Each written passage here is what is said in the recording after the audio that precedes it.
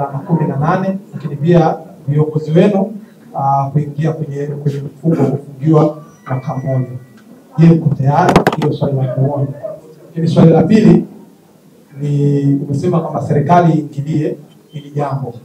Ni FIFA CAF watamani serikali kuingilia swala la michezo. Lakini pia kwenye upande mmoja kwenye maneno yako umesema naibu waziri amelizungumzia, maana yake ni kauli ya serikali, yeye ni mwakilishi wa serikali kutokea wizarani. Lakini pia waziri wetu Kabudi pia amezungumzia kusema kwamba hilo jambo liko kwenye mamlaka ya TFF, kwa hiyo wao hawawezi kulitolea kauli. Lakini kauli ya serikali maana yake mechi ipo kwa mujibu wa naibu waziri wa michezo Nelson Mjuni. Lakini swali langu la tatu kuhusiana na anataka promotion ya Gadi iendelee, ili hali anafanya promotion, nyinyi ni sponsor wenu na amewalipa hela nyingi na ana haki na nyinyi. Je, kama yeye ataamua kuvunja mkataba na nyinyi kwa hiki kinachotokea, kwa sababu atakosa mileage ya kutia hela kwenu, mpo tayari? Swali langu ni hili. Yanga wewe. Nitajaribu kuyajibu na mengine atajibu mzee hapa yupo. Wote tupo hapa watatu, tutajibu maswali yote. Nikianza na hili la mwisho. Nikianza na hili la kwanza. Kwamba je, mko tayari kunyang'anywa pointi na viongozi wenu kufungiwa ama kuingia kwenye mtego wa adhabu? Kwanza niwaombe na niwathibitishie Watanzania na Wanayanga. Nimesema tuko tayari kwa adhabu yoyote ambayo itaonekana sisi tunastahili kupewa adhabu. Siamini kwamba kuuliza ama kukataa kucheza mechi kwa kutaka kupata ufafanuzi kwamba kanuni gani ilitumika kuahirisha mechi itakuwa ni kosa. Siamini. Watueleze walitumia kanuni gani kuahirisha mechi. Lakini wanakuja kutuambia kwamba walikuta maliashirio kwa rushwa na uvunjifu wa amani. Watueleze majibu ya hivyo, kwamba rushwa ilikuwaje, nani ametumiwa na rushwa, nani alikamatwa na rushwa, uvunjifu wa amani jeshi la polisi linasemaje, kulikuwa na uvunjifu wa amani wa namna gani, ili tuwe kwenye data ambayo itakuwa haina makandokando mengine. Kama hawajatujibu, tuko tayari kwa adhabu yoyote. Lakini wahakikishie Watanzania na Wanayanga, pointi ambazo tumezitafuta kwa jasho letu kwenye viwanja, wachezaji wote wamevuja jasho, haitapotea pointi yetu hata moja. Hili hatunasema kubahatisha. Tunasema pointi za Yanga ambazo tuna pointi 73 sasa hivi. Wachezaji wote wamevuja jasho uwanjani, wanachama wametembea mikoa mbalimbali kwa kutumia gharama zao kwenda kusapoti timu yetu. Hakuna pointi yetu ya Yanga itakayonyang'anywa hata moja. Kama wachezaji walivyoeleza, tutaidai haki yetu kwa njia yoyote ile. Swala la viongozi kufuata hivyo, kwamba viongozi wetu kudai kwamba tunataka tupewe ufafanuzi wa hiki, sidhani kama ni kosa la kuwafungia viongozi. Sidhani. Kwa hiyo hatuna wasiwasi na hilo. Lakini pia kama wataona wafungie, TFF sio wa mwisho. Lakini swala la naibu waziri. Naibu waziri tumesema, kama alivyosema Rais Profesa Kabudi, swala la mpira liko kwenye mamlaka ya mpira. Yeye alikuwa na hoja gani ya kusema kwamba dabi ipo? Sio kazi yake. Sio kazi yake. Mbona mzee alisema kwamba swala hili liko kwenye mamlaka ya mpira? Unasemaje kwamba lazima mechi ichezwe tena kwa jamii? Nani kwa uwanja wa jamii? Yanga kuna uwanja mawili. Baada ya jamii kufungua kuna uwanja wa KMC. Kama Yanga tunataka kupeleka KMC na tupeleke kwa jamii. Kwa hiyo tunamwambia naibu waziri ameingia kwenye vitu ambavyo sio vyake.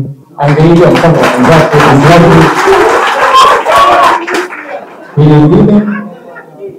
Hili ingine naomba kaisi alifafanue zaidi ila Azam au ama wadhamini wetu. Swala la Azam wameingia mkataba na Yanga. Mkataba ni wa pande mbili, baina yao wao na sisi. Azam watupi hela kama zawadi. Yeye ni mnufaika na sisi ni mnufaika. Tulichokieleza kuelekea mechi ya tarehe 15, sisi ndio sehemu ya kwanza ya mkataba kwa maana ya Yanga. Tunapozungumzia Yanga ni sisi wanachama. Sisi tushasema hatuchezi. mwenza wetu anapokwenda kuitangaza hii mechi ni kuingia kwenye wizi ambao sisi tusingependa ipate hiyo kashfa kama alipata kwenye mechi iliyopita. Kwa maana ya kwamba yeye anafanya promotion, watu watalipia kisunguzi chao ili waangalie hiyo mechi, si ndivyo? Wanayanga tumesema tuangalie, tumelikecha shilingi 7,000 kwa ajili ya sinema zetu.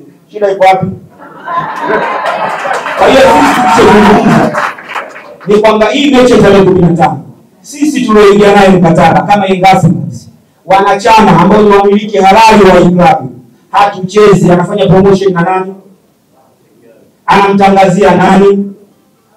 Sasa kama anaweza atangaze tu kuna mpambano kati ya waendeshaji wa mpira na timu nyingine watakutana, sisi Yanga hatuchezi. Ize kwamba asiingie kuwahamasisha mashabiki wetu wakapoteza nauli zao wakasumbuka kwenye jambo ambalo jambo letu kwenye klabu yetu tumesema hatuchezi. Hatujagusa kwenye mkataba wake, sisi tumempa lani. Kwa maana ya kwamba yeye ana haki ya kutangaza hayo matangazo, hajilizishe. Alifanya matangazo makubwa sana kwenye mechi ya tarehe 8.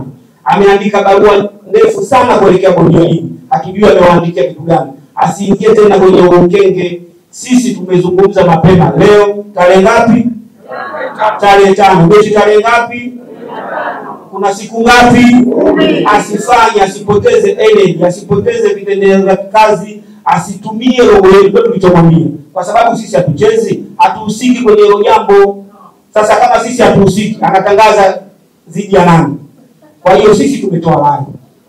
Kwa maana kwamba tumetoa rai na tumewaambia viongozi wetu wanajua taratibu za kimkataba, wawaandikie kwamba bwana, ili tangazo hebu sisi hatushiriki kwenye hili jambo, tunaendelea na mazoezi yetu, aje achukue picha. Tunafanya mazoezi pale KMC, tutafanya mazoezi jibu kwa ajili ya kuelekea tarehe 18. Hiyo ruksa afanye promotion, lakini kwa mechi tarehe 15 sisi wenye jambo letu tumesema no. Mwingine mwenye swali. Mimi swali moja kwa wazee. Swali langu liko kwenye ligi hapa. Haya mambo ambayo umeainisha. Ameshataja jina, tusikilize. Baina ya mambo ambayo umeainisha kucheza mechi. Baadhi ya hayo mambo nasema kwamba bodi ya ligi hajatoa taarifa kwamba kile ambacho wamesema mkitaka kufanua nini kinachotokea katika mechi ambayo imechezwa nchini. Ikitokea zabaki siku 10, ikitokea bodi ya ligi ikapandisha taarifa kwa umma, ikatoa taarifa kile ambacho kilitokea katika mchezo uliopita wa Machi 8, na zikiwa zinabaki siku 2 kuelekea mchezo au masaa 24 kuelekea mchezo, na baadhi ya viongozi wa bodi ya ligi kama unavyosema kujiuzuru, wakajiuzuru masaa 24 kuelekea mchezo, je, tutakuwa tayari kucheza hiyo mechi? Kwa kweli nimeelekeza kwa baraza la wazee bila mzee mwingine. Naomba mtulie, naomba utulivu. Yanga wewe, naomba utulivu. Mheshimiwa Yanga wewe, uko nyuma, tunaomba utulivu. Hakuna jibu, hakuna swali moja. Nadhani umeisoma hizo hoja mbili na umezielewa. Kwanza mwandishi, hizo hoja mbili umezielewa? Kabla sijaenda kwa ufafanuzi. Msoma vizuri. Ni hivi, hakuna hakimu anatafuta kesi barabarani. Ili hakimu afanye kazi, kuna mtu atakayepa mashtaka pale. Na hakuna polisi anaokamata mtu barabarani apite njia. Lazima atakapokuja mtu asema yule mtumio wangu na radhi yake. Ndio tunachotaka. Hoja hii kwa maana inatakiwa kutoka na ijibiwe kwa maandishi. Moja, ijibiwe kwa viongozi wa Yanga. Lakini viongozi wa Yanga pia wana hoja iliyopeleka bodi ya ligi. Mpaka leo hawajapata majibu. Sasa unapoambia tunatokea saa 24 mpira una taratibu zake. Sio saa 24. Mechi imechukua saa 72. Timu inahitaji maandalizi. Sio kifo. Ndio msuri naongea hapa kile huo msuri wa leo. Mpira huko hivyo. Na ndio maana tunaposema hili na nyinyi mtakuwa upande wa pili ndio mnakwenda kudodosa na kuuliza. Tumetoka mahali fulani tumeomba 1, 2, 3. hili likoje? Mshawahi kufanya hiyo? Isiwe na nyinyi ndio sehemu mnaungana kwamba mtu kasema yeye mnapokea. Kama nisema hivi, hatuogopi, tunaheshimu na tunatii taratibu zilizopangwa. Kwa maana zile kanuni zilizopangwa, waliana wao na vilabu wao ni wasimamizi, na wanapofanya mambo yote na mabadiliko ya kikanuni yamewekwa na vilabu, na maana kusaidia kwa mjibu wa katiba ya TFF kuhusu vilabu inasoma wanachama wanaocheza hii timu ndio wanachama wa TFF, na wao ndio wanaoshiriki kwenye uchaguzi mkuu kuchagua viongozi wa TFF. Lakini timu zingine zote madaraja chini hawana haki ya kupiga kura. Hawako Tanzania. Wanapokuwa mfadhilizo mbona mnatafuta kushoto na kulia hapo napata njia. Unajua wanasiasa wanaelekeza jinsi ya kutembea. Asika katutembea hiyo. Tunafanya haya tunasaidia hata nini? Mwisho wake mnaonekana nyewe pia mnakuwa hapa mlipuko. Mnachukua habari kwenye video za kawa na mwisho kwa maana ile sifa waandishi inapotea. Chombo muhimu katika jamii. Kalamu zetu zinafanya nchi itulie, kalamu zetu zinafanya nchi ingie kwenye matatizo makubwa. Kwa sababu nchi yote hapa ni katana tutasambaa sehemu mbalimbali duniani. Kwa hiyo sisi bwana hatuogopi. Bwana ndio wazi. Hakuna mwanachama wote wa Yanga, mpenzi wa Yanga anayeogopa klabu ya Simba. Kama mtu anaweza aweke bingu, kesho kesho tunaenda kwa shauri. Nyumba uliokulala usumbuki kitasa chako unafungua vipi hata kikiwa kidogo. Mimi nafikiri tena maswali ambayo yataka kusaidia kuboresha mchezo katika nchi hii. Lakini tuseme maswali tunakuwa watetezi wa wanaovunja taratibu za nchi. Ili pale pametokea vurugu je kamera zenu zitakuwa hai. Maana kuna mmoja kwa chaguzi mmoja. Msomi atapigwa leo atapigwa. Alidadi mwandishi wa habari wapi msomi Yanga.